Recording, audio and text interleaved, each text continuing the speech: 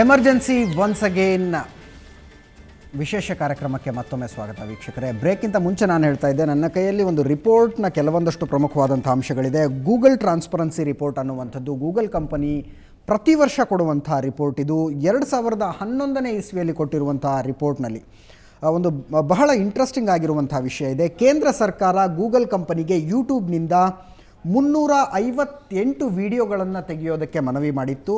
358 ವಿಡಿಯೋಗಳು. ಬಹಳ ಇಂಟ್ರೆಸ್ಟಿಂಗ್ ಅಂದರೆ ಅದರಲ್ಲಿ 255 ವಿಡಿಯೋಗಳು ಸರ್ಕಾರದ ವಿರುದ್ಧ ಆಗಿದ್ವು, UPAನ ಕರಪ್ಷನ್ ವಿರುದ್ಧ ಆಗಿದ್ವು ಅನ್ನುವಂಥದ್ದು. ಅದರ ಜೊತೆಗೆ 236 ಪೋಸ್ಟ್ಗಳನ್ನು ಆರ್ಕುಟ್ನಿಂದ ತೆಗಿಬೇಕು ಅಂತ ಮತ್ತು 19 ಪೋಸ್ಟ್ಗಳನ್ನು ಯೂಟ್ಯೂಬ್ನಿಂದ ತೆಗಿಬೇಕು ಅನ್ನುವಂಥ ಮನವಿ ಕೂಡ ಗೂಗಲ್ಗೆ ಬಂದಿತ್ತು. ಎಲ್ಲೋ ಒಂದು ಕಡೆ ಇಲ್ಲೇ ಅನಿಸೋದು, ಇಂಟರ್ನೆಟ್ ಸೆನ್ಸಾರ್ಶಿಪ್ ಬಂದರೆ ಯಾವ ರೀತಿಯಾಗಿ ಅದು ಮಿಸ್ಯೂಸ್ ಆಗಬಹುದು ಅನ್ನುವಂಥದ್ದು. ಮೇಡಮ್, ಇಂಟರ್ನೆಟ್ನಲ್ಲಿ ಕೂಡ UPA ಸರ್ಕಾರದ ಭ್ರಷ್ಟಾಚಾರದ ಬಗ್ಗೆ ಮಾತಾಡಬಾರ್ದು ಅಂದರೆ ಇದು ಯಾವ ಮಟ್ಟಿಗಿನ ನ್ಯಾಯ?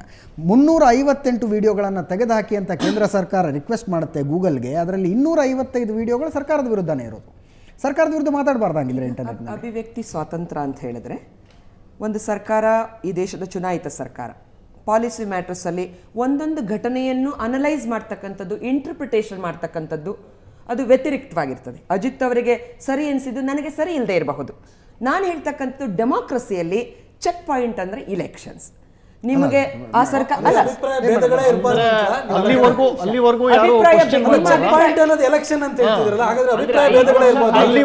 5 ವರ್ಷ ನಿಮ್ಮನ್ನ ಎಲೆಕ್ಟ್ ಮಾಡಿದೀವಿ, 5 ವರ್ಷ ನೀವು ಲೂಟಿ ಮಾಡಿ ನಾವು ಸುಮ್ಮನೆ ಕುತ್ಕೊಬಿಡ್ಬೇಕು ಅಂತ ನೀವು ಏನ್ ಮಾಡಿದ್ರು ಅಂತ ಅನಿಸಿದ್ದು ನಿಮ್ಗೆ. ಯಾಕಂದ್ರೆ ನೀವು ಬ್ರಿಟನ್ ಅಲ್ಲಿ ಅಪೋಸಿಷನ್ ನಾನು ಉತ್ತರ ಕೊಡ್ತೀನಿ. ಈಗ ಅದು ಒಂದು ಫೋಬಿಯಾ. ಸೋನಿಯಾ ಗಾಂಧಿ ಅಂದ್ರೆ ನನಗಾಗಲ್ಲ, ಕಾಯಿಲೆ, ರೋಗ. ರಾಹುಲ್ ಗಾಂಧಿ ನೇಮ್ ಕೇಳಿದ ತಕ್ಷಣ ರೋಗ ನನಗೆ. ನಾನು ಹೇಳಿದ ಅವರು ಈ ದೇಶದ ಪ್ರಜೆಯಾಗಿದ್ದಾರೆ, ಅವ್ರ ಬಗ್ಗೆ ನೀವು ಹೇಳೋದನ್ನೆಲ್ಲ ಹೇಳಾಯ್ತು ಇಲೆಕ್ಷನ್ ಮುಂಚೆ. ಅವರನ್ನ ಈ ದೇಶದ ಜನ ಚುನಾಯಿಸಿದ್ದಾರೆ. ಇದು ಕೂಡ ಹೇಟ್ ಕ್ರೈಮ್. ಇದು ಹೇಟ್ ಕ್ರೈಮ್ ನನ್ನ ಪ್ರಕಾರ. ಈ ದೇಶದ ಅತಿ ದೊಡ್ಡ ಪಕ್ಷವೊಂದು, ನಾನು ಹೇಳ್ತೇನೆ, ಅವರು ಇಲೆಕ್ಷನ್ ಅಲ್ಲಿ ಗೆದ್ದು ಬಂದಿದ್ದಾರೆ. ಒಬ್ಬ ಸಾಮಾನ್ಯ ಮನುಷ್ಯನಿಗೂ ಈ ದೇಶದ ಪ್ರಜಾಪ್ರಭುತ್ವದಲ್ಲಿ ಮಾನವ ಹಕ್ಕುಗಳಿದ್ದಾವೆ, ರೈಟ್ಸ್ ಇದ್ದಾವೆ. ನೀವು ಅವ್ರಿಗೆ ಕೊಡಲ್ಲ ಅಂತ ಹೇಳಕ್ಕೆ ಹೂ ಆರ್ ಯು?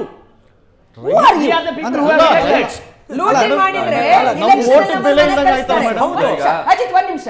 ಈಗ 65 ವರ್ಷದಲ್ಲಿ 13 ವರ್ಷ ಮಾತ್ರ ದೇಶವಾಸಿಗಳು ಬೇರೆಯವರಿಗೆ ಅಧಿಕಾರ ಕೊಟ್ಟರು. 52 ವರ್ಷ ಕಾಂಗ್ರೆಸ್ ಪಕ್ಷಕ್ಕೆ ಅಧಿಕಾರವನ್ನ ಕೊಟ್ಟರು. ಯಾಕೆ ಕೊಟ್ಟರು? ಹಾಗಾದ್ರೆ ದೇಶದ ಜನ ಎಲ್ಲ ಬುದ್ಧಿವಂತರಲ್ಲ, ನೀವು ಮಾತ್ರ ಬುದ್ಧಿವಂತರಲ್ಲ.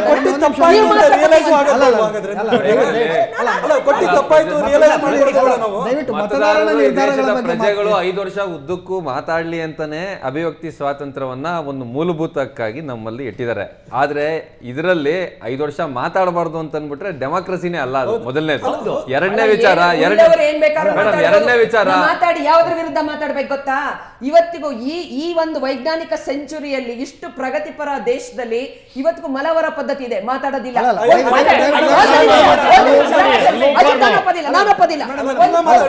ಒಂದು ಪುಟ್ಟ ಮಗುವನ್ನ ಬೆಂಕಿ ಹಾಕಿ ಕೊಲ್ತೀರಾ, ಅದ್ರ ವಿರುದ್ಧ ನೀವು ಮಾತಾಡಿ. ಅತ್ಯಾಚಾರ ಮಾಡಿ ಅದ್ರ ವಿರುದ್ಧ ಮಾತಾಡಿ. ಟ್ವಿಟರ್ ನಲ್ಲಿ ಬರೆಯೋದು ಸುಲಭ, ಅಲ್ಲಿ ಗ್ರೌಂಡ್ ರಿಯಾಲಿಟೀಸ್ ಹೋಗಿ ಹೆಲ್ಪ್ ಮಾಡೋದು ಬಹಳ ಕಷ್ಟ ಇದೆ. ಎಷ್ಟರ ಮಟ್ಟಿಗೆ ನಮಗೆ ಸ್ವಾತಂತ್ರ್ಯ ಇದೆ?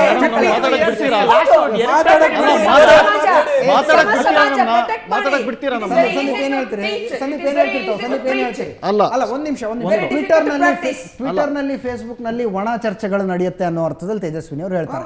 ನಿಮಗೆ ಗ್ರೌಂಡ್ ರಿಯಾಲಿಟಿಗಳು ಗೊತ್ತಿಲ್ಲ. ಟ್ವಿಟರ್ನಲ್ಲಿ ಫೇಸ್ಬುಕ್ನಲ್ಲಿ ಚರ್ಚೆ ಮಾಡುವಂಥವ್ರಿಗೆ ಗ್ರೌಂಡ್ ರಿಯಾಲಿಟಿನೇ ಬೇರೆ ಇದೆ. ಅಲ್ಲಿ ಕೂತ್ಕೊಂಡು AC ರೂಮಲ್ಲಿ ಕೂತ್ಕೊಂಡು ಸ್ಟೇಟಸ್ ಅಪ್ಡೇಟ್ ಮಾಡೋದ್ರಿಂದ ಸುಧಾರಣೆ ಆಗೋದಿಲ್ಲ ಅನ್ನುವಂಥ ಮಾತನ್ನು ತೇಜಸ್ವಿನಿ ಮೇಡಮ್ ಹೇಳ್ತಾರೆ. ಇದು ತಮ್ಮ ಉತ್ತರ ಏನು?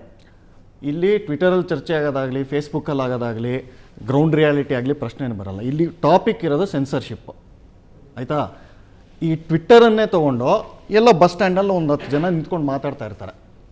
ಸರಿಗಿಲ್ಲ ಕಾಂಗ್ರೆಸ್ಸು, ಇನ್ನೊಂದು ಪಕ್ಷ ಸರಿಗಿಲ್ಲ. ಏನು ಎಲ್ಲರ ವಿರುದ್ಧನೂ ಸ್ಪೈಸ್ ಇಟ್ಬಿಟ್ಟು ಎಲ್ಲರೂ ಬ್ಯಾನ್ ಮಾಡ್ತೀರಾ? ನಮಗೆ ಎಲೆಕ್ಷನ್ ಮ್ಯಾಂಡೇಟ್ ಸಿಕ್ಕಿದೆ ಅಂದ ತಕ್ಷಣ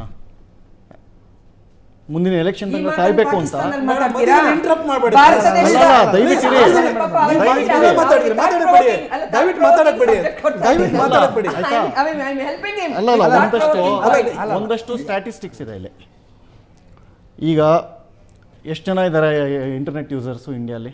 ಒಂದು ಅಂದಾಜಿನ ಪ್ರಕಾರ 1,10,00,000 ಜನ ಇದ್ದಾರೆ ಮತ್ತು ಮುಂದಿನ 5 ವರ್ಷಗಳಲ್ಲಿ ಅದು 6 ಕೋಟಿ ಆಗುತ್ತೆ ಅನ್ನೋದು ಒಂದು ಅಂದಾಜಿದೆ ಇಂಟರ್ನೆಟ್ ಸರಿ, ಯೂಸರ್ಸ್. ಈಗ 1,10,00,000 ಲೆಕ್ಕ ಇಟ್ಕೊಳ್ಳೋಣ. ಅದರಲ್ಲಿ ಟೋಟಲ್ ಇಂಟರ್ನೆಟ್ ಟ್ರಾಫಿಕ್ಗೆ ಟ್ವಿಟ್ಟರು ಬರೀ 3-4% ಟ್ರಾಫಿಕ್ ಕಳಿಸುತ್ತೆ.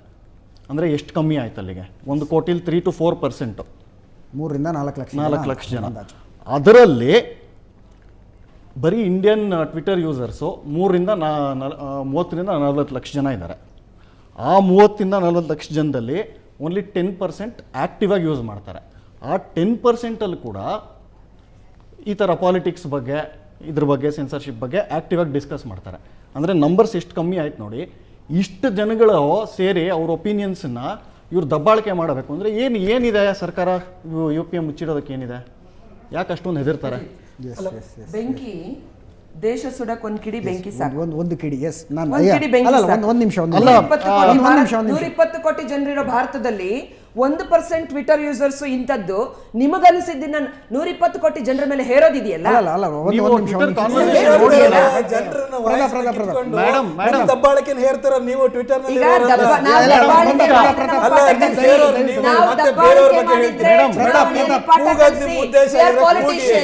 ಈಗ ಪಾಲಿಟಿಷಿಯನ್ಸ್ 5 ವರ್ಷಕ್ಕೊಂದ್ಸಲ ಅಗ್ನಿ ಪರೀಕ್ಷೆಗೊಳಗಾಗ್ತೇವೆ. ಅಲ್ಲ, 5 ವರ್ಷದಲ್ಲಿ ಕರ್ನಾಟಕದಲ್ಲಿ ನೀವು ಬಾಯಿ ಮುಚ್ಕೊಂಡಿರ್ಬೋದು ಅಂತ ಯಡಿಯೂರಪ್ಪ ವಿರುದ್ಧ ಯಾಕೆ ಹೋಗಿದ್ರಿ ನೀವು? 5 ವರ್ಷ ಬಾಯಿ ಮುಚ್ಕೊಂಡಿರ್ಬೇಕಿತ್ತು. ಮೇಡಮ್, ಅಲ್ಲ, ಒಂದು ನಿಮಿಷ.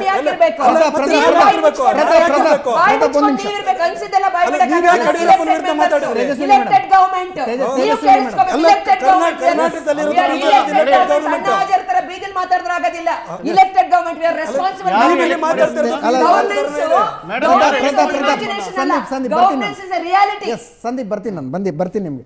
ತೇಜಸ್ವಿನಿ ಮೇಡಮ್, ನೀವು ಹೇಳಿದ್ರಿ ಒಂದು ಸಣ್ಣ ಕಿಡಿಯಿಂದ ಕೂಡ ಬೆಂಕಿ ಹತ್ಕೊಳ್ಳುತ್ತೆ ಅಂತ. ಆದರೆ ಬೆಂಕಿ ಹಚ್ಚುವಂಥ ಕಿಡಿ ಯಾವುದು ಮತ್ತು ದೀಪ ಹಚ್ಚುವಂಥ ಕಿಡಿ ಯಾವುದು ಅನ್ನೋದನ್ನು ನಾನು ಅನಲೈಸ್ ಮಾಡೋದಕ್ಕೆ ಒಂದು ಸರಿಯಾದ ವ್ಯವಸ್ಥೆ ಬೇಕಲ್ವಾ? ಯಾರ ವ್ಯವಸ್ಥೆ? ಕೇಂದ್ರ ಸರ್ಕಾರನೇ ವ್ಯವಸ್ಥೆನ? ಒಂದು ಕಡೆ ಕಾಂಗ್ರೆಸ್ ನೇತೃತ್ವದ UPA ಅಧಿಕಾರಕ್ಕೆ ಬಂದಾಗ ನೀವು ಅಸ್ಸಾಂ ಗಲಭೆ ಬಗ್ಗೆ ಮಾತಾಡೋದೇ ದೇಶದ್ರೋಹ ಅಂತ ಹೇಳ್ತೀರಿ. ನಾಳೆ BJP ನೇತೃತ್ವದ NDA ಅಧಿಕಾರಕ್ಕೆ ಬಂದರೆ ಗುಜರಾತ್ ಹಿಂಸಾಚಾರದ ಬಗ್ಗೆ ಮಾತಾಡೋದನ್ನು ಬ್ಯಾನ್ ಮಾಡ್ಬೋದು. ಈ ರೀತಿ ಅಂತ ಹೇಳಿದ್ರೆ ನಾನು ಹೇಳ್ತಿರೋದು ತಪ್ಪು ಅಂತ ಹೇಳಿದ್ರೆ ಆಳುವ ಪಕ್ಷದ ಮನಸ್ಥಿತಿಗೆ ತಕ್ಕನ ಹಾಗೆ ನೀವು ಇಂಟರ್ನೆಟ್ ಸೆನ್ಸಾರ್ಶಿಪ್ ಮಾಡ್ತೀನಿ ಅನ್ನೋದಾದ್ರೆ ಪೊಲಿಟಿಕಲ್ ನಾಲೆಡ್ಜ್, ಒಂದು ನಿಮಿಷ, ಪೊಲಿಟಿಕಲ್ ನಾಲೆಡ್ಜು ಕರ್ನಾಟಕದ ರಾಜಕಾರಣಿಗಳು. ನನ್ನ ಪೊಲಿಟಿಕಲ್ ಕ್ಷೇತ್ರ ಇಷ್ಟು ಮಾತ್ರ ಇರುತ್ತೆ. ಆಮೇಲೆ ಇನ್ನು ಕೆಲವರು ಪಂಚಾಯತಿ ಲೆವೆಲಲ್ಲಿ ಇರ್ತಾರೆ, ಪಾರ್ಲಿಮೆಂಟ್ ಲೆವೆಲಲ್ಲಿ ಎಷ್ಟು ಜನ ಮುತ್ಸದಿಗಳಿಗೆ ದೇಶ, ಅಂತಾರಾಷ್ಟ್ರೀಯ ಮಟ್ಟ, ಭಾರತ, ರಾಷ್ಟ್ರೀಯತೆ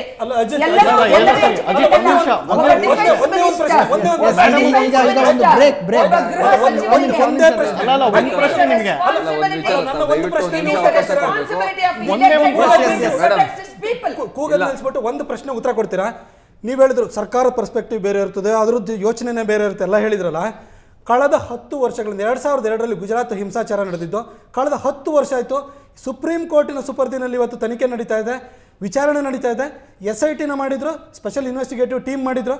ಆ ಟೀಮ್ನಲ್ಲಿ ಏನಂತ ಹೇಳಿದ್ರು ಅಂತಂದರೆ, ಕೌಸರ್ಬಿದು ಹೊಟ್ಟೆ ಪ್ರೆಗ್ನೆಂಟ್ ವುಮನ್ನು ಆಕೆ ಹೊಟ್ಟೆಗೆ ತ್ರಿಶೂಲನ ಚುಚ್ಚಿ ಭ್ರೂಣನ ಹೊರಗಡೆ ಎತ್ತಿ ದಹಗೈಸಿ ನಕ್ಕಿದ್ರು.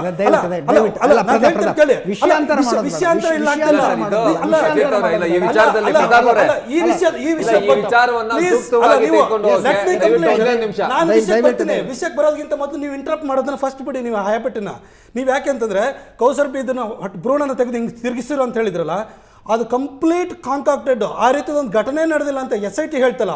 10 ವರ್ಷಗಳಿಂದ ಇದೇ ಪ್ರಚಾರ ಆಂದೋಲನ ಕಾಂಗ್ರೆಸ್ನವರು, ಕಾಂಗ್ರೆಸ್ ಫಂಡೆಡ್ ಏನು NGOಗಳು ಇವರೆಲ್ಲ ಮಾಡ್ಕೊಂಡು ಬಂದ್ರಲ್ಲ, ಅದನ್ನು ಕೂಡ ಕಾಂಗ್ರೆಸ್ ಆವಾಗ ಯಾಕೆ ಬೇರೆ ನೀತಿ ಇತ್ತು ಇವರಿಗೆ? ಅಲ್ಲ, BJP ವಿರುದ್ಧ ಇವ್ರು ಏನ್ ಬೇಕಾದ್ರೂ ಮಾಡ್ಬೋದು ಕ್ಯಾಂಪೇನ್, ಆದ್ರೆ ಇವ್ರ ವಿರುದ್ಧ ಏನು ಮಾಡಂಗಿಲ್ಲ. ಇವ್ರ ವಿರುದ್ಧ ಮಾಡಕ್ ಹೋದ್ರೆ